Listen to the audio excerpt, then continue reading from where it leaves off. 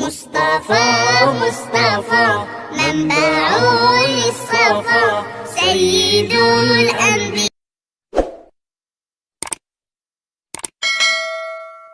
Bapak-bapak, ibu-ibu jemaah subuh, hafizakumullah wa ra'akum.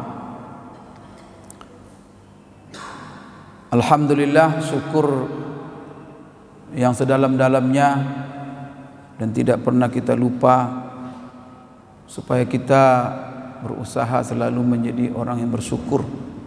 Pagi ini dengan izin Allah kita kembali ke majlis ilmu kita, yang mana majlis ilmu kita adalah mengenai adab ataupun amalul yaumi wal lailah, fikih amalan sehari-hari. Pada minggu yang lalu kita sudah membahas, karena kita memulai fikih sehari-hari ini daripada bangun tidur. Apa yang kita laksanakan ketika bangun, yaitu dengan langsung membaca doa, zikir bangun tidur, kemudian langsung kita buang air, buang hajat, dan kita jelaskan adab-adab hal-hal yang diajarkan Rasulullah di dalam buang air dan istinja. Setelah itu kita berwudu. Maka kajian kita kemarin terakhir adalah yaitu masalah berwudu dan wudu yang dituntut oleh Rasulullah SAW dan diberikan ganjaran yang luar biasa, bahkan penghapusan dosa, diangkatkan derajat kita, yaitu wudu yang sempurna.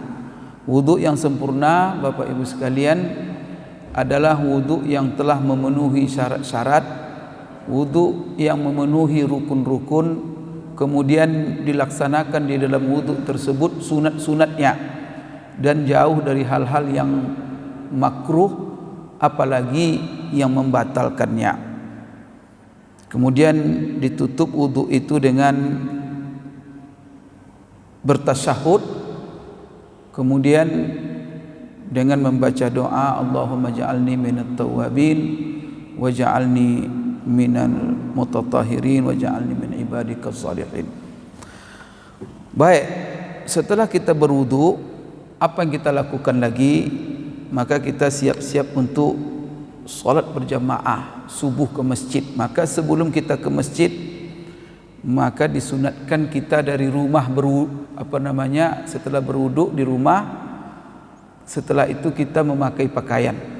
Maka di sini Bapak Ibu, pada pagi hari ini kita akan menjelaskan bagaimana adab-adab, aturan-aturan yang telah Rasulullah contohkan di dalam berpakaian. Maka orang Islam berpakaian itu diatur oleh agama, dan dia berpakaian sesuai dengan aturan agama, dan contoh kita adalah Rasulullah sallallahu alaihi wasallam.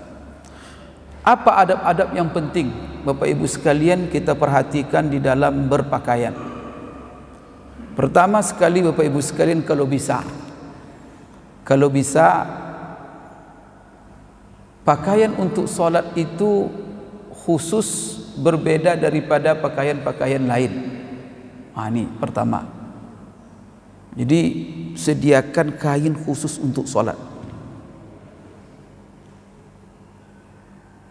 Bapak Ibu, diceritakan, dihikayatkan daripada para sahabat, seperti Umar bin Khattab.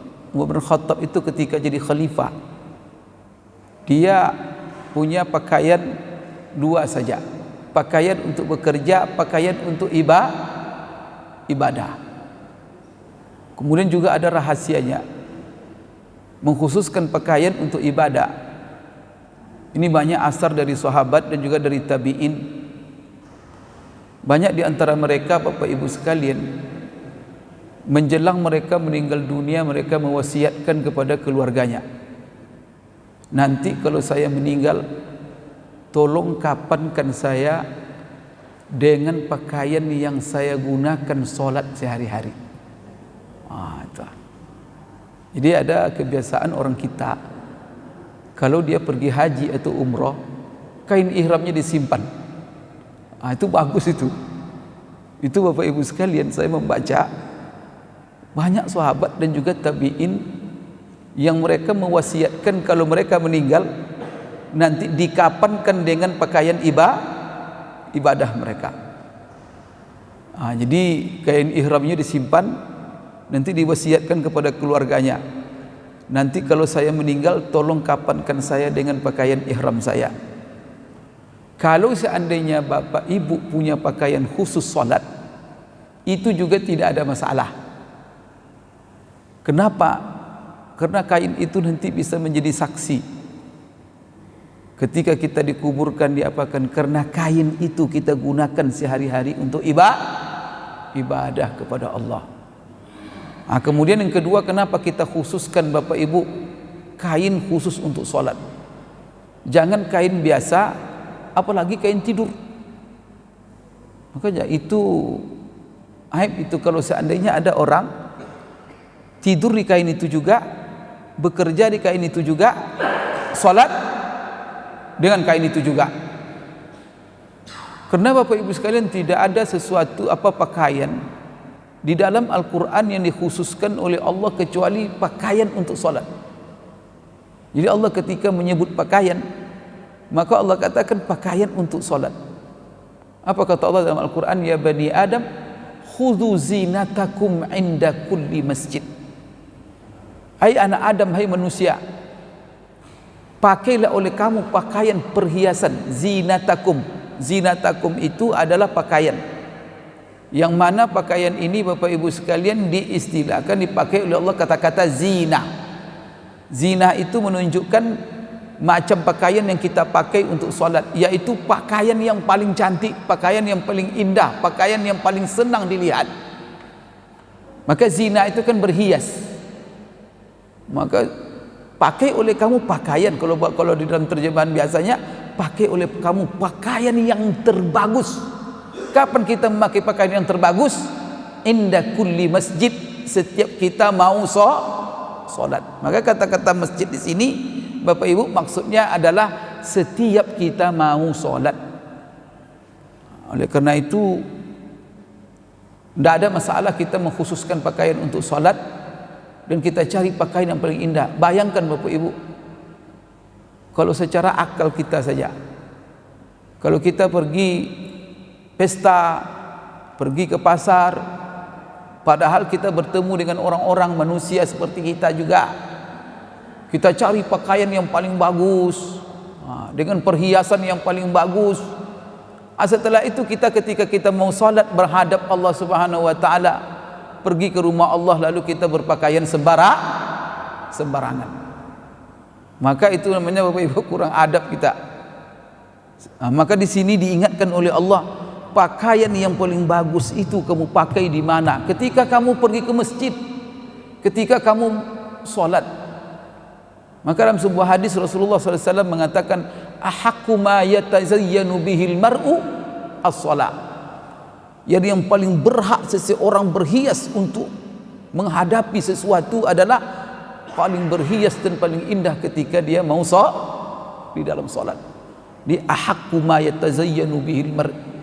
Artinya Bapak Ibu, yang paling berhak, yang paling pantas kita memakai pakaian yang terbagus itu adalah ketika kita salat. Jadi pertama itu, kalau bisa khususkan kain untuk salat. Sebab kalau kain tidur Bapak Ibu pergi salat, kadang-kadang kain tidur bawa ke WC, kencing pula berdiri kemana-mana, kena tetesan-tetesan najis, itu dibawa ke salat.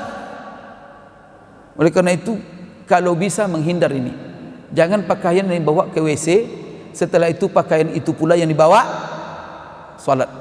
Maka kalau WC kita ini sudah berpintu ini, maka kalau bisa seperti WC ini, kalau bapak berdiri kencing, ini mohon maaf, setelah itu berdiri pakai celana, kira-kira ada nggak yang memercik ke celana kita? Apalagi Bapak Ibu, kita pakai keramik, pakai batu, pantulan, itu jadi masalah. Itulah sebabnya nanti akan kemarin kita bahas masalah dalam mengqadha hajat dan buang air. Bapak Ibu sekalian, ketika kita buang air itu kan dianjurkan berduduk. Dan Rasulullah SAW bahkan Aisyah mengatakan, barang siapa yang memberitakan kepada kamu bahwa Rasulullah SAW pernah dia kencing berdiri, fala tusaddiquhu, jangan kalian percayai dia. Rasulullah tak pernah dia buang air kecuali dalam kondisi duduk. Lalu Bapak Ibu sekalian, ada memang sebuah hadis diriwayatkan oleh Imam Bukhari, barangkali Aisyah tidak pernah melihat, karena Aisyah menceritakan apa yang dia lihat. Tapi ada sahabat yang melihat bahwa Rasulullah SAW pernah dia buang air kecil dalam kondisi berdiri. Oleh karena itu para ulama mengatakan, kalau ada seseorang ingin kencing berdiri, maka ada beberapa syarat yang harus diperhatikannya. Kenapa? Apa hikmah Rasulullah selalu duduk dalam buang hajat? Supaya pakaiannya terhindar daripada najis. Maka kalau kita mau berdiri, jadi kemarin saya lihat di YouTube seorang ustadz bicara betul bahwa apa? Dia menyalahkan WC yang dibuat di masjid-masjid, WC untuk berdiri. Ini melanggar sunnah Rasulullah SAW. Kalau bagi saya tak ada masalah. Kenapa? Karena ada kadang-kadang orang yang punya uzur tak bisa duduk, maka perlu disediakan tempat buang air bagi orang yang berdiri, karena dia tak bisa duduk. Tapi kalau bagi yang bisa duduk, maka dia duduk. Boleh berdiri, tapi dengan catatan apa? Dipastikan ketika dia berdiri bahwa dia tidak menembakkan kencingnya kepada benda yang kasar yang akan memantul air kencing itu kepada pakaiannya. Sehingga kalau begitu dia nanti akan sholat dengan pakaian yang berumuran dengan najis. Ini terancam ibadahnya. Karena Bapak Ibu sekalian, orang yang sholat dengan pakaian yang bernajis tidak sah sholatnya. Ini yang penting kita Bapak Ibu sekalian ketahui. Jaga.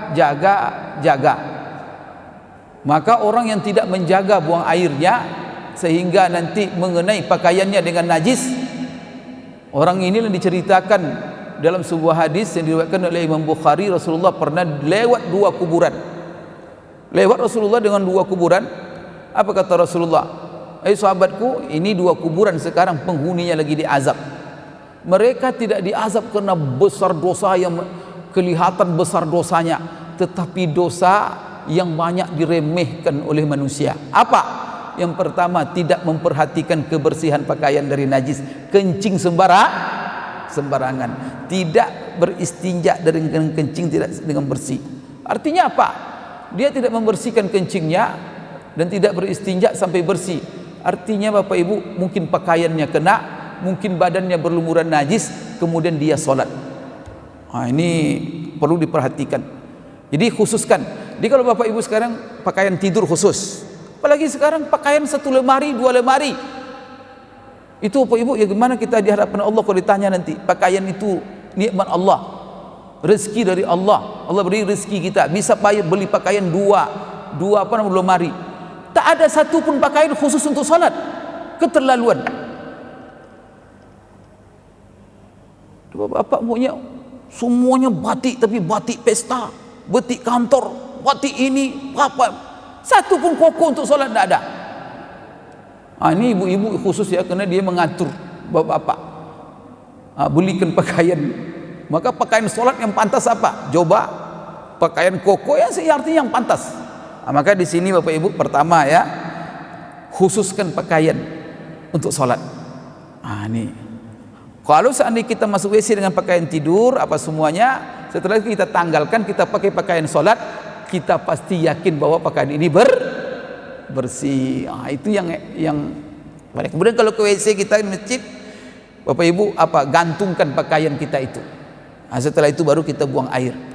Jangan buang air nanti. Kalau sini WC kita kan tinggi itu, berdiri di bawah, tinggi pula. Itu kemungkinan memerciknya gimana? Ini yang perlu diperhatikan, kehati-hatian, karena Rasulullah Bapak Ibu memberikan ancaman kepada orang yang meremehkan masalah menjaga pakaian daripada najis ini. Karena najis ini kalau kita berlumur tidak tidak sah solat kita Bapak Ibu sekalian. Kemudian itu yang pertama. Yang kedua Bapak Ibu sekalian, setelah kita mengkhususkan pakaian, yang kedua adalah memakai pakaian yang bersih, nazif, bersih. Kalau bisa yang baru. Jadi pertama Bapak Ibu, kalau bisa baru, artinya kalau sudah lama-lama, sudah warnanya tak kelihatan lagi, janganlah dipakai lagi, belilah yang baru.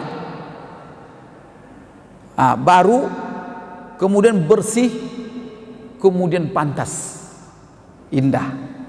Ini menyenangkan. Jangan pakaian solat itu pakaian yang orang tidak pantas melihatnya. Tapi nanti ada pula Bapak Ibu, jangan pula pakaian yang berlebihan supaya membuat orang-orang kagum dan nanti membuat orang takjub. Tidak. Artinya normal dan pantas.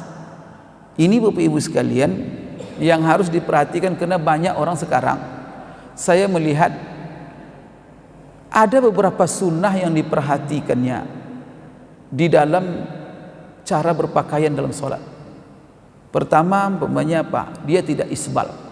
Maka kalau kita lihat celananya tinggi sekali, tinggi sampai setengah betis, kadang-kadang hampir pula ke lutut. Tapi auzubillah Bapak Ibu, dia pakai celana yang kita semua tidak pantas melihatnya. Sudah celana itu bulat bundar, tidak ada disetrika, kemudian tergantung. Setelah itu kadang-kadang pakai pula baju kaos, dibilangnya sunnah. Astagfirullah. Ini Bapak Ibu udah tahu saya, orang beragama seperti ini nih, dari mana dasarnya ini? Atau seperti itu jalannya begini-gini lagi.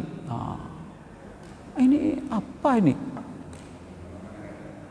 Ini beribadah atau innalillahi wa inna ilaihi raji'un. Bapak Ibu tolong anak-anak muda kita ya, kalau ada begitu nasihati dia.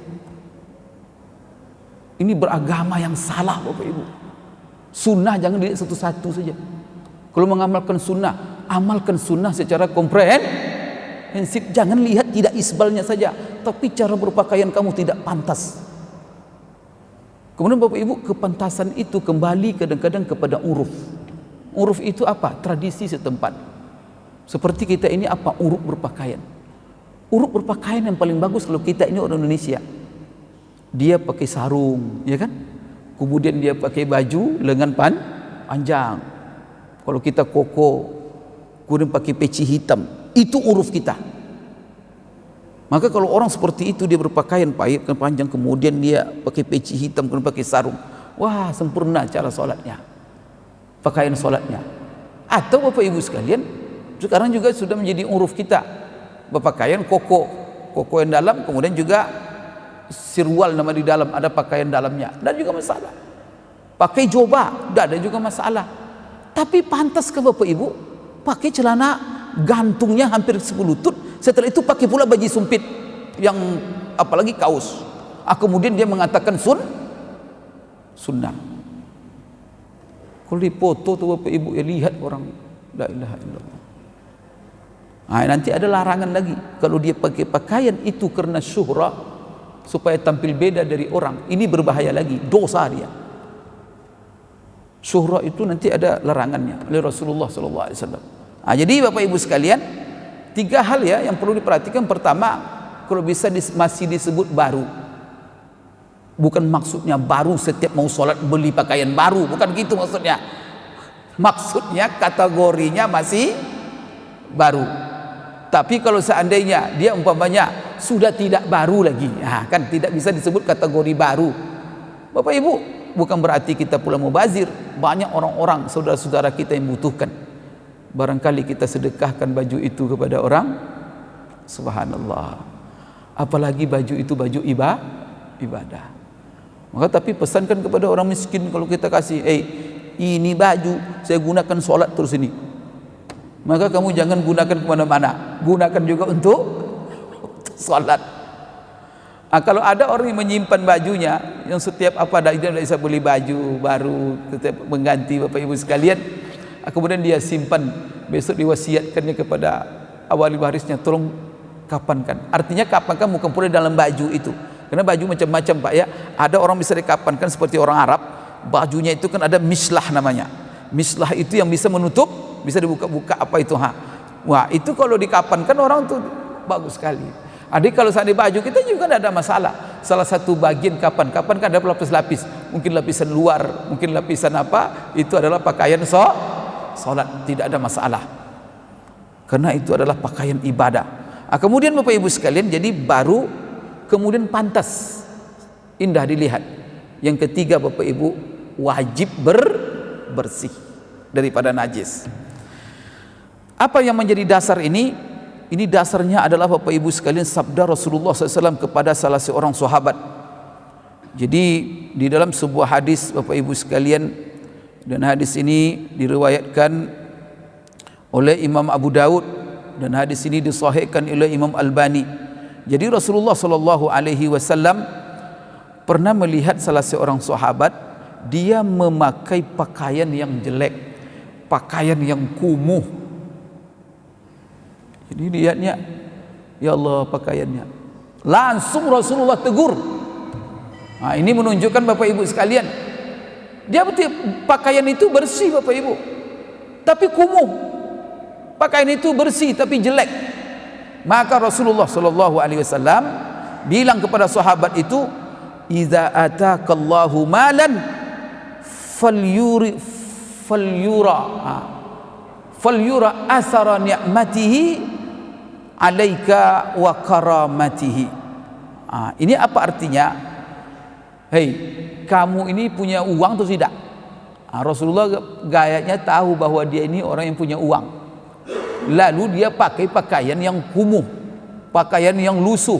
Maka apa kata Rasulullah kepada sahabat ini? Hei, kalau kamu dikasih rezeki oleh Allah, perlihatkan bekas rezeki yang Allah berikan kepada kamu dalam pakaianmu itu, dalam hidupmu. Sebagai apa kata Rasulullah SAW? Perlihatkan oleh kamu dalam dirimu itu nikmatnya kepada kamu, dan juga karunia-Nya kepada kamu. Jadi Bapak Ibu sekalian, kalau kita diberikan karunia oleh Allah, jangan disusahkan hidup kita. Karena ada orang banyak uangnya, uang disimpan tapi jalan kaki kemana-mana, padahal bisa beli kendaraan, bisa beli motor, bisa beli mobil. Allah berikan rezeki. Kadang-kadang rezeki banyak disimpan di bank, makan cabai aja tiap hari. Alhamdulillah orang seperti ini. La ilaha illallah. Duit banyak, uang banyak disimpan di bank, pakai pakaian yang lusuh-lusuh. Bapak Ibu, saya pernah membaca Bapak Ibu, saya ketika itu naik pesawat. Kemudian saya baca koran waktu itu. Tak salah itu media Indonesia. Memang Bapak Ibu sekalian, bukan media Indonesia, korannya koran Arab. Saya kembali dari Mekah, jadi di pesawat ada koran menceritakan sebuah kasus yang terjadi di Inggris. Nahas Bapak Ibu, hendaknya jangan terjadi ini di dalam tubuh umat Islam, tapi dia bukan orang Muslim. Apa kejadiannya? Jadi ada seorang bapak, tapi istrinya tidak ada, tapi dia tinggal dengan dua putrinya, tinggal di satu gubuk. Dia tinggal dengan dua putrinya di satu gubuk sampai dia mati. Hidup susah, hidup di gubuk, makan seadanya sampai dia mati Bapak Ibu sekalian. Setelah dia mati, terungkaplah bahwa bapak yang tinggal di gubuk dengan dua putrinya ini rupanya orang miliarder kaya raya, ratusan ribu, bahkan Bapak Ibu sekalian, kalau bahasa kita itu hartanya itu miliarder. Tersimpan semuanya di bank. Terungkaplah setelah dia mati, depositonya di bank luar biasa banyaknya. Dia hidup di gubuk. Auzubillah. Apa yang terjadi Bapak Ibu? Itulah, kalau kita bakhil, harta kita itu nanti Allah sia-siakan karena kita telah tidak memanfaatkannya. Dunia kita tidak memanfaatkan, anak tidak memanfaatkan, keluarga tidak memanfaatkan. Menyesal kita dunia akhirat. Apa yang terjadi Bapak Ibu sekalian? Jadi akhirnya dua putrinya ini menuntut supaya harta ini, duit yang miliaran di bank itu diambil. Tapi apa yang terjadi Pak? Rupanya ini bapak sebelum dia meninggal mati, dia telah berwasiat, seluruh uang saya yang di bank saya wakafkan, kalau bahasa kita saya wakafkan kepada panti anjing. Kalau di barat kan ada panti asuhan anjing, Pak, bukan panti asuhan manusia di barat itu. Bapak kalau pergi ke Australia, banyak rumah sakit binatang. Yang paling banyak dirawat di situ anjing. Maka ada ruang-ruang rawat anjing di sana. Kemudian kalau ada anjing bertebaran, apa tuh dipelihara itu. Kadang-kadang barat itu, Pak, manusia dibunuhnya, anjing dipeliharanya. Itu yang ham itu, kata mereka. Astagfirullah. Bapak Ibu sekalian, apa yang terjadi ke panti asuhan anjing? Panti asuhan anjing apa? Anjing-anjing yang tidak punya tuan. Itu ada panti yang anjing anak yatim mungkin itu. Astagfirullahaladzim. Lucu di barat tuh Bapak Ibu. Maka kalau Bapak Ibu pergi ke Eropa sekarang, ini perlu saya apakan, bersyukur kita jadi orang Islam. Terarah hidup kita, tertib, indah. Mereka coba lihat, pergi Bapak ke apa? Saya beberapa tahun lalu pergi ke Eropa, duduk saya di jalan tuh melihat rata-rata orang, laki-laki, perempuan, anak gadis, anak bujang, kakek-kakek, nenek-nenek, berjalan apa dibawanya? Anjing. Kadang ada 3 ekor anjing dibawa sekali bawanya. Di ke mall bawa anjing, kemudian bawa anjing. Kita alhamdulillah di sini kalau pergi nenek-nenek ke mall sambil mendorong gerobak, isi apa isinya? Cucunya, anak-anaknya. Allah. Ini anjing Bapak Ibu. Mereka sekarang krisis demografi. Mereka dengan sistem hidup yang mereka buat sekarang, gender, penyetaraan laki-laki dan perempuan. Banyak mereka tak mau menikah. Kalaupun mereka menikah, tak mau beranak karena mengganggu karir mereka. Kira-kira bangsa seperti ini, padahal Allah sudah titip fitrah kasih sayang anak. Perempuan itu untuk mengandung, kemudian di situ Allah fitrahkan di situ emosionalnya untuk menyayangi dan membela anaknya mati-matian. Ada yang tak mau kena mengejar karir, duit. Maka hidup individu sekali. Auzubillah. Maka apa yang terjadi Bapak Ibu? Sekarang krisis demografi penduduk. Maka di barat tidak ada namanya KB. KB itu di Indonesia. Ada sekarang KB itu di sana tuh Bapak Ibu. Malah apa? Kalau ada yang beranak, walaupun 50 orang anaknya, setiap yang beranak dibiayai oleh negara. Maka saya pergi ke Australia. Australia itu setiap warga Australia yang beranak itu diberi $5.000 Australia. Itu sebagai hadiah. Kemudian mulai dari hamil sampai dia melahirkan itu dibiayai oleh negara. Setelah dia lahir, biaya sekolahnya digratiskan sampai tamat SMA. Kemudian pas dia lahir dikasih 5.000. Berapapun anaknya, walaupun, maka ada cerita orang Australia 18 anaknya dibiayai oleh negara semua. Begitu Bapak Ibu di barat. Nah, ada KBKB itu sekarang. Bapak Ibu sekalian, kenapa krisis demografi? Kasihan kita kalau di jalan-jalan yang bekerja nenek-nenek. Di WC-WC itu nenek-nenek yang bungkuk-bungkuk dah bekerja masih membersihkan WC. Ketika ditanya, kenapa nenek-nenek bekerjanya? Kami tidak punya anak muda lagi. Maka sekarang diprediksi orang tahun 2000 sekian, 2050, Eropa itu akan digantikan oleh umat Islam. Di satu sisi mereka krisis demografi, di satu sisi Bapak Ibu terjadi imigran, dan imigran itu dari negara Islam. Maka kalau kita lihat, saya pergi Bapak Ibu ke Italia itu orang Bangladesh saja isinya, dan notabene mereka Islam. Dan setiap mereka kemana saja, walaupun mereka orang-orang rendah pendidikan, pekerja keras kasar, menyapu, kemudian tukang jaga toko, tetapi Bapak Ibu yang namanya agama, Masya Allah. Maka di mana mereka ada, sudah ada aja musola, sudah ada aja masjid. Saya melihat prediksi banyak peneliti 2040, 2000 sekian, separuh mungkin 2/3 Eropa itu diisi oleh umat Islam. Di satu sisi mereka sudah punah, apalagi sekarang mereka legalkan pula LGBT. Biarin aja Bapak Ibu. Ini cara Allah. Nah, orang sudah menyimpang, kalau sudah menyeleweng, ya Allah biarkan. Nah, sekarang mengeluh mereka Bapak Ibu. Hanya orang sudah tua-tua 73 dicari yang pengganti. Coba Bapak Ibu lihat, nanti pergi Bapak Ibu ke Eropa, coba lihat kontainer apa namanya, yang ngurus tiket itu, konter tiket yang ngurus, udah tua-tua Bapak Ibu, nenek-nenek sudah masih tanya kenapa, tidak ada anak muda. Sekarang diisi. Itulah sebabnya ketika Suriah terjadi kemarin, imigran mereka ke Kanada, imigran mereka ke Jerman, disambut oleh mereka itu dengan. Sekarang apa yang terjadi di Amerika? Amerika terjadi krisis-krisis di negara. Jadi ada hikmah Pak ya. Gejolak di Suriah, gejolak di Libya, gejolak di Somalia, dan semuanya notabene umat Islam. Tetapi ketika gejolak dan terjadi krisis, maka mereka kadang terpaksa meninggalkan negerinya. Kemana mereka pergi Bapak Ibu? Pergi ke Eropa. Pergi apa? Di situ itu cara Allah. Di situ Islam sekarang berkembang. Spanyol Bapak Ibu, semenjak Andalus itu umat Islam keluar dari kehendak Andalus, sampai apa Bapak Ibu, beberapa tahun yang lalu tak boleh azan berkumandang Pak. Tetapi sekarang azan berkumandang, azan bisa bebas. Kemudian Bapak Ibu sekalian, di Belanda azan berkumandang, di Australia juga sudah beberapa masjid sekarang sudah diizinkan azan itu. Subhanallah. Ini adalah Bapak Ibu sekalian, bersyukur. Indah Islam ini Bapak Ibu, indah.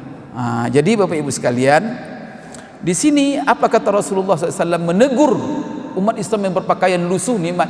Jadi apa tadi cerita apa namanya, yang punya uang, ketika anaknya meminta uang di bank, rupanya orang bank sudah punya wasiat. Wasiatnya, seluruh duit saya untuk panti asuhan anjing. Lalu dua putrinya menggugat ke mahkamah. Sekarang anjing berlawanan dengan, bersidanglah di meja hijau dengan manusia. Kira-kira yang dimenangkan siapa Bapak Ibu? Ngeri nggak kita mendengarnya Bapak Ibu, keputusan Bapak Ibu? Karena di sana, di barat itu tidak ada diatur tentang waris-waris itu Bapak Ibu. Waris itu satu saja aturannya, adalah kalau seandainya seorang meninggal lalu diwasiatkannya hartanya kemana, maka kesitulah perginya semuanya. Jadi kalau dia punya istri, punya anak, lalu seluruh uangnya dia bilang, kalau saya mati uang saya untuk si anu, itu jatuh kepada dia itu. Karena dalam pengadilan mereka sesuai dengan wasiat. Kalau Islam, coba subhanallah, Islam kalau seandainya kan begini Pak, kadang-kadang suami istri, maka itu dalam Islam tak boleh itu. Kalau ada suami istri istri ini dia ya tidak baiklah hubungan dengan suami, tapi belum diceraikan, masih aja jengkel. Suami sakit, kadang istri cuek-cuek saja. Akhirnya suami kadang-kadang berdendam dia. Maka menjelang akhir hayatnya, supaya tidak dapat warisan istrinya ini kena jengkel, diceraikannya istrinya, supaya istrinya tidak dapat warisan. Maka apabila seseorang di dalam sakit menjelang meninggalnya menceraikan sekalian, istrinya tetap mendapat warisan dalam Islam. Yang kedua, barangkali dia wasiatkan hartanya karena dia jengkel kepada anaknya, tak memperdulikannya waktu dia sakit, kemudian saudara-saudaranya, ibunya, kemudian orang-orang dekat-dekatnya yang akan menerima warisannya, tidak mempedulikannya ketika dia sakit. Lalu kadang-kadang dipedulikan dia oleh orang lain. Lalu apa? Ketika dia meninggal, diwasiatkannya hartanya untuk orang yang ngurusin dia. Bapak Ibu, kira-kira berlaku warisan apa wasiatnya enggak? Di dalam agama kita wasiatnya berlaku, tetapi cuman sepertiga. Kalau barat seluruhnya Pak, gigit jari. Maka kasus tadi itu saya baca dalam koran itu, menggugatlah dua putrinya ke mahkamah. Setelah itu disidang, akhirnya diketok palu, anjing menang dari dua putrinya, gigit jari, $1 pun tak dapat itu dua putrinya dari miliaran. Sudah hidupnya menderita di dalam gubuk, duit banyak, ujungnya ketika mati untuk anjing. Bapak Ibu hati-hati ya, jangan simpan mati kita nanti. Kemarin ada lagi Bapak Ibu, ini mohon maaf ya cerita, ada saya diceritakan seorang ibu rajin nyimpan duit dalam kasur. Jadi rupanya kasurnya itu dirobeknya Pak. Setiap dapat duit dalam kasur. Apa yang terjadi?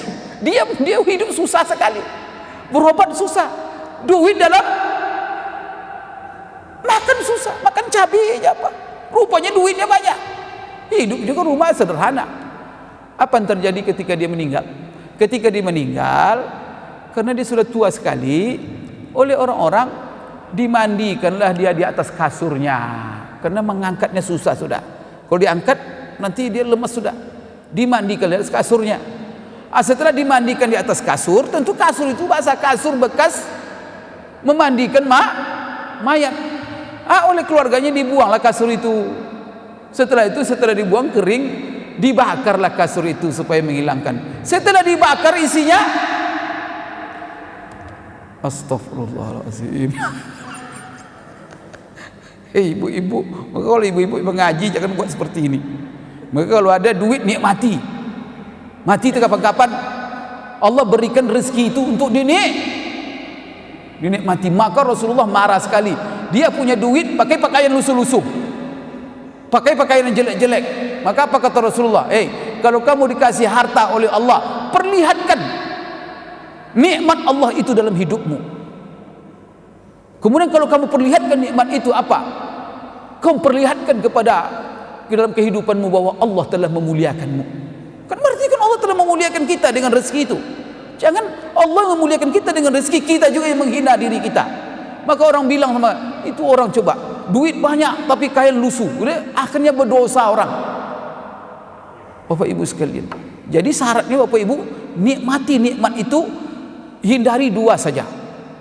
Bapak Ibu silakan beli mobil-mobil yang mewah, silakan bangun rumah, bangun apa, tidak ada masalah, pakai pakaian yang indah-indah. Tapi dua syaratnya. Yang pertama Bapak Ibu sekalian, bukan karena untuk menyombongkan diri dan merendahkan orang lain.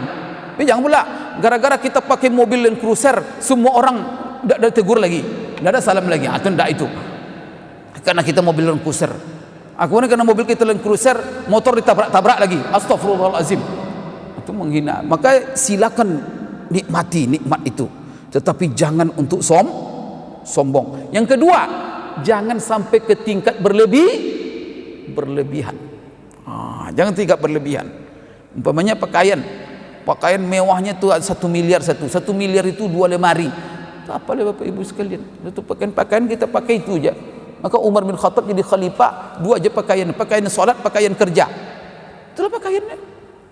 Kita juga begitu Bapak Ibu sekalian. Maka tidak ada masalah, tapi jangan berlebihan. Maka di dalam kaidahnya itu, kulu washrabu wala tusrifu. Makan, minum, tapi jangan berlebihan. Kemudian kawan berlebihan tusraf ini apa? Mubazir. Artinya apa? Sesuatu yang kita beli tetapi tidak dimanfaatkan, terbuang-buang. Bapak Ibu hindari itu dua saja. Jangan karena sombong merendahkan orang lain. Yang kedua Bapak Ibu sekalian, hindari berlebihan dan hindari mubazir. Setelah itu nikmatilah itu semua. Maka Rasulullah SAW menegur sahabat yang memakai pakaian lusuh. Kemudian kata Rasulullah, perlihatkan nikmat Allah di badanmu dengan pakaian yang baik, yang baru, yang indah, yang bersih. Yang kedua Bapak Ibu sekalian, apa syarat berpakaian? Ini kita berpakaian, jadi pertama tadi buat pakaian khusus untuk salat. Yang kedua, pakaian itu kategorinya baru, kemudian indah, pantas, kemudian bersih. Kemudian Bapak Ibu sekalian, adab berikutnya dalam pakaian itu, bahwa pakaian itu benar-benar menutup aurat. Jadi di sini Bapak Ibu sekalian, kita sudah tahu sendiri bahwa ada aurat laki-laki, ada aurat perempuan. Tapi ingat, berpakaian ini ada batas aurat, tetapi ada batas Bapak Ibu sekalian anjuran dan keindahan. Maka kalau batas aurat apa? Laki-laki dari pusar ke lutut. Maka jangan pula nanti Bapak datang ke masjid pakai sarung, nanti isinya tak ada kain, tapi lutut pusar dengan lutut tertutup, tapi tak pakai baju pergi salat ke masjid. Kan tak mungkin itu. Dia tak ada berdosa Bapak Ibu, tetapi apa? Tidak pantas. Ini oleh karena itu Rasulullah SAW bagaimana cara berpakaiannya. Maka itulah kita kenapa pakai peci. Rasulullah itu tertutup kepalanya. Maka diriwayatkan Rasulullah tidak pernah membuka kepalanya kecuali dalam kondisi ihram. Tuh. Kondisi ihram. Karena kalau ihram kan tidak boleh nutup. Itulah jadi rambut Rasulullah, kepala Rasulullah kapan baru kelihatan? Ketika dia ihram. Maksudnya kalau keluar rumah, kalau di dalam rumah ya tentulah Bapak Ibu dia buka pakaiannya. Cuman ketika dia keluar tak pernah Rasulullah itu kelihatan kepalanya kecuali ketika ihram. Artinya apa? Dalam sholat dia menutup. Kemudian di dalam jalan. Maka sekarang kalau orang yang sopan selalu pakai peci, ya. Seperti Pak Haji sebagai peci itu bagus, tidak ada masalah. Khususnya sholat. Maka sholat itu tutup kepala. Kemudian pakai pakaian panjang. Maka ini badan ini semakin ditutup, laki-laki ini khususnya, maka itu semakin bagus. Oleh karena itu Bapak Ibu sekalian, salah satu mazhab tidak membolehkan, mensyaratkan pakaian sholat itu harus menutup dua bahu. Apa mazhabnya? Ini adalah mazhab Imam Ahmad. Maka Imam Ahmad mengatakan wajib seseorang berpakaian untuk sholat dua bahunya tertutup oleh pakaian. Maka menurut Imam Ahmad berdosa orang kalau dia sholat tapi pakaiannya cuma menutup pusar dan dua lutut saja. Berarti Bapak Ibu tutup kepala, setelah itu pakai panjang lengan, kemudian Bapak Ibu sekalian kalau jubah ke bawah, kemudian Bapak Ibu sekalian tidak menutup dua mata kaki. Itu yang disebut dengan isbal. Maka pakaian kita, sarung kita alhamdulillah. Saya lihat bapak-bapak yang pakai sarung tidak ada menutup dua mata kaki itu. Artinya semuanya di atas mata kaki. Tapi jangan pula berlebihan sampai pula di bawah lutut sedikit. Itu kan tidak bagus juga kalau pakai sarung di bawah lutut. Pakai celana di bawah lutut langsung. Ini beriskan dan berbahaya Bapak Ibu. Karena kalau seandainya ada orang di bawah lutut sedikit kainnya, sujud dia, itu bisa-bisa lututnya. Maka kata Rasulullah, yaitu di atas dua mata kaki. Kemudian paling tinggi setengah betis, itu paling tinggi. Jangan melebihi di atas itu lagi. Ini sekarang ada memang saya lihat anak-anak muda sekarang yang pertama dipotongnya pas di atas setengah betis. Tetapi kain itu kan mengerucut dia terus Pak. Dipakai akhirnya menjelang di bawah lutut lagi karena pakaian itu tambah pendek di atas. Kadang-kadang saya lihat itu, ya Allah, anak muda kita ini, ya Allah, semoga Allah memberikan mereka pahala. Kita lihat cara berpakaiannya, kadang lucu ketawa kita Bapak Ibu sekalian. Ya ada masalah pakai celana biasa tapi potong di atas lutut. Artinya biasa, normal. Jangan kita membuat nanti pakaian-pakaian Bapak Ibu sekalian membuat menarik perhatian orang. Jadi ini menutup aurat, semua kita tahu aurat ya.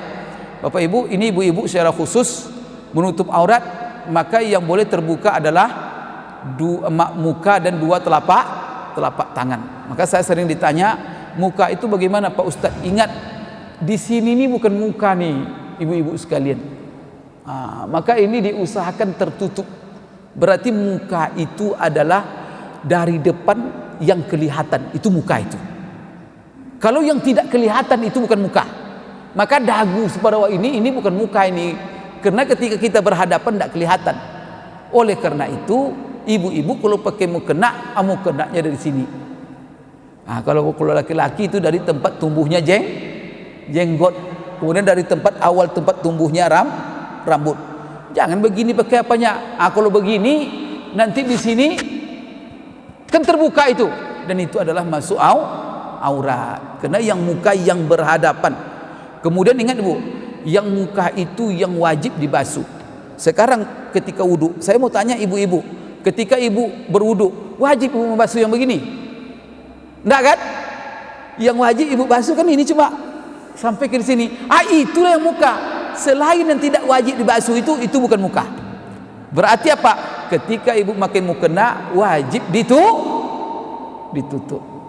Itu ukuran standar, ukuran wajah bagi perempuan. Baik Bapak Ibu sekalian, kemudian yang ketiga adalah adab yang perlu kita perhatikan dalam berpakaian, jangan sampai pakaian kita itu, kalau kita laki-laki menyerupai pakaian perempuan, kalau perempuan menyerupai pakaian laki-laki. Ini dilarang oleh Rasulullah SAW berdasarkan hadis Ibnu Abbas. Tadi Bapak Ibu sekalian, pakaian yang menutup aurat tadi tidak hanya menutup aurat, tetapi yang disyaratkan pertama dia menutup aurat, kemudian Bapak Ibu sekalian tidak transparan, tidak melihatkan lekuk-lekuk badan. Jangan pakai pakaian nanti dia menutup aurat tapi apa? Transparan, nampak kulit, warna kulit, nampak semua yang di bawah pakaian itu. Jadi artinya jangan jarang pakaian itu. Kemudian Bapak Ibu sekalian tidak sempit. Kalau jarang dilihat semua kerangka dari luar. Ada ibu-ibu pesta kadang-kadang entah pakaian dia atau tidak, karena nampak semua dia pakaian tapi jangan begitu, pakai sholat tidak sah. Kemudian Bapak Ibu sekalian, pakaiannya jangan jarang. Maka apa? Baik laki-laki atau perempuan. Maka itulah kalau pakaian baju kaos kita itu kan nampak sekali itu kerangka apa. Maka pakaian begini, ini ya bapak-bapak yang koko, yang agak lapang, apalagi ibu-ibu, supaya tidak memperlihatkan Bapak Ibu sekalian kerangka badan. Setelah itu Bapak Ibu sekalian, baru nanti jangan kita memakai pakaian yang menyerupai laki-laki. Perempuan tak boleh menyerupai laki-laki, dan laki-laki tak boleh menyerupai perempuan. Karena Rasulullah SAW mengatakan dalam hadis Ibnu Abbas, la'ana Rasulullah SAW al-mutasyabbihina minar rijali bin nisa wal mutasyabbihati minan nisa'i bir rijal. Rasulullah melaknat laki-laki yang menyerupai perempuan dan perempuan yang menyerupai laki-laki. Maka masing-masing berjalan dalam hidup ini sesuai dengan kodratnya. Auzubillah, zaman sekarang fitnah betul Bapak Ibu, musibah. Pergi Bapak Ibu ke Thailand sana, tak bisa Bapak membedakan mana laki-laki, mana perempuan. Yang lebih parah lagi apa Bapak Ibu, sampai ke tingkat manusia sekarang banyak merubah alat. Itu sudah keterlaluan itu Pak.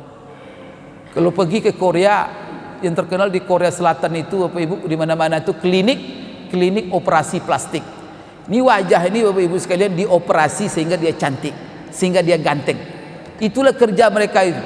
Maka kebanggaan orang tua di sana, saya diceritakan orang Korea itu, kebanggaan orang tua di sana itu apa? Menyimpan duit untuk anaknya nanti, dan dia berhasil nanti dalam hidupnya mengoperasi plastik anaknya. Klinik operasi plastik aja di kota apa itu. Kemudian kalau di Thailand, jagonya merubah kelamin. Maka ada data Bapak Ibu, ini mohon maaf, orang Thailand itu sendiri cerita kepada saya. Apa dibilangnya? Di sini lucu katanya. Saya melihat laki-laki di sini jumlahnya sedikit. Mungkin 30-40%, lebih banyak perempuan. Tapi anehnya, laki-laki yang sedikit itu rata-rata merubah kelamin mereka menjadi, sehingga sekarang apa? Banyak sekali perempuan tak punya suami. Hidup Bapak Ibu sekali. Itulah Islam ini, Masya Allah, hidup indah sekali. Maka di dalam Islam dilarang, haram hukumnya Bapak Ibu sekalian, bahkan itu dosa besar. Apalagi sampai kalau merubah kelamin. Sudah dilaknat, kalau dilaknat itu laki-laki yang menyerupai perempuan, perempuan yang menyerupai laki-laki. Oleh karena itu kalau ada anak-anak kita Bapak Ibu, tolong hindari dia, karena ini faktor lingkungan. Kadang-kadang kalau dia laki-laki, Bapak taruh dia di tempat perempuan terus, nanti dia menyerupai perempuan. Kalau perempuan bersamakan dengan laki-laki, nanti menyerupai laki-laki. Maka di dalam kamar, kalau di rumah kita, kalau kita bisa buat kamar, pisahkan kamar anak laki-laki, pisahkan kamar anak perempuan. Itu berbahaya Bapak Ibu sekalian dari sisi psikologi. Karena kalau dia bermain laki-laki dengan anak perempuan, nanti itu nanti bisa menjadi perempuan dia. Perempuan bermain laki-laki bisa menjadi tomboy dia. Nah, ini yang menjadi masalah. Kemudian Bapak Ibu sekalian, yang berikutnya, bahwa ini terakhir kita jelaskan di sini, tidak boleh kita memakai libas syuhrah. Ini libas syuhrah. Ini berdasarkan hadis yang diriwayatkan Bapak Ibu sekalian oleh Imam Ahmad dan juga imam hadis lainnya, dan ini hadis ini disahihkan oleh Imam Al-Albani. Apa kata Rasulullah SAW? Man labisa sauba syuhratin fid dunya albasahu Allahu sauba mazallatin yaumal qiyamah. Ini masalah pakaian. Man labisa sauba syuhratin fid dunya albasahu Allahu thawba mazallatin yaumil qiyamah. Apa arti hadis ini? Barang siapa yang memakai pakaian di dunia ini pakaian syuhrah. Pakaian syuhrah itu Bapak Ibu, itulah saya katakan pakaian dua artinya. Pertama, dia berpakaian pakaian yang mewah supaya dia ingin melihat atau dikatakan orang, wah, woi pakaian sanak sianu itu mahal sekali, woi pakaiannya, artinya supaya dipuji-puji orang, supaya dia tampil beda. Kalau bahasa kita lah sekarang apa? Pakai pakaian asal tampil beda. Maka pakaian tampil beda daripada orang tak boleh Bapak Ibu. Rasulullah tidak menginginkan. Maka Rasulullah SAW, coba Rasulullah, kalau dia berada di tengah-tengah sahabatnya, lalu ada orang mencari Rasulullah, orang tak tahu mana sahabat, mana Rasulullah. Kenapa? Karena penampilannya umum, tidak berbeda. Kadang duduk tak dispesialkan kursi. Coba raja, kalau kita kan tahu, kalau masuk ke istana tahu mana yang raja, mana yang. Kenapa? Karena raja itu duduknya, Rasulullah enggak. Duduk sama-sama sahabat di lantai, duduk sama-sama di tikar, duduk sama-sama di atas pasir. Maka kalau orang datang, para sahabat tanya dulu, mana di antara kalian yang Muhammad? Sampai begitu Bapak Ibu. Maka libasus syuhrah namanya, tempel beda. Pertama untuk mewah, sehingga nanti ada ujub. Itu sifat-sifat tercela. Dengan pakaian orang tak boleh ujub. Dengan pakaian tak boleh orang sombong. Dengan pakaian orang tak boleh meninggikan dirinya daripada saudara-saudaranya. Karena ini bahaya. Rasulullah SAW mengatakan, man kana fi qalbihi misqalu dzarratin min kibr lan yadkhulal jannah man kana fi qalbihi misqalu dzarratin min kibr. Artinya apa? Tak akan masuk surga orang yang di dalam hatinya ada sedikit sifat sombong, sifat ujub. Salah satu orang sombong kenapa? Karena memakai pakaian yang beda dari orang lain. Kemudian yang kedua Bapak Ibu, libasus syuhrah itu adalah kain kumuh. Jadi bisa dia ke atas, bisa dia ke bawah. Dia pakai pakaian kumuh supaya dibilang orang, ya Allah si anu itu zuhud sekali. Pakai pakaian tadi seperti apa tadi, di atas betis. Bundar saja. Setelah itu apa? Supaya dibilang, Masya Allah si anu itu sunnah. Ini Bapak Ibu pakaian ria-ria namanya ini. Pakaian seperti ini kalau dia supaya dibilang orang sunnah, supaya dibilang untuk ria, untuk sum'ah, apalagi berpengaruh kepada hati untuk sombong, merasa kita yang paling benar, merasa kita yang paling hebat. Bapak Ibu sekalian, apa akibatnya? Allah akan pakaikan nanti di hari kiamat dengan pakaian yang sangat menghinakan dia, pakaian hina. Maka barang siapa yang berpakaian syuhrah untuk melihat kemewahan, atau pakaian lusuh supaya dibilang orang zuhud untuk ria ibadah, sombong dengan kemewahan, sama itu. Maka Pak, Islam itu pertengahan, normal, tidak ke atas, tidak, dan bukan untuk puji-puji manusia. Bapak Ibu, kita menghindar supaya jangan kita tampil beda, sehingga orang melihat kita dan orang menyebut kita. Bapak Ibu, kalau ke bawah bisa orang berdosa, ke atas juga Bapak Ibu berdosa. Oleh karena itu normal saja. Maka itulah sebabnya pakaian kembali kepada uruf. Apa uruf kebiasaan setempat? Pakailah pakaian itu. Supaya apa? Terhindar kita daripada yang seperti ini. Bapak Ibu sekalian, itu dapat saya sampaikan. Kalau ada yang bertanya silakan, kalau tidak ya kita tutup. Dan insya Allah Bapak Ibu ada lagi beberapa adab pakaian. Di sini ada Bapak Ibu sekalian 11 adab atau 12 adab yang perlu kita perhatikan di dalam berpakaian. Insya Allah kita lanjutkan pada pertemuan yang akan datang. Ini kan sehari-hari Bapak Ibu, tapi untuk kita praktekkan. Kalau sudah dipraktekkan alhamdulillah. Kalau belum, mari kita benahi Bapak Ibu sesuai dengan sunnah Rasulullah supaya hidup kita ini ibadah isinya semua. Aku qouli hadza wa astaghfirullah li wa lakum. Subhanakallahumma rabbana wa bihamdik asyhadu an la ilaha illa anta astaghfiruka wa atubu ilaik. Wabillahi taufiq wal hidayah. Assalamualaikum warahmatullahi wabarakatuh.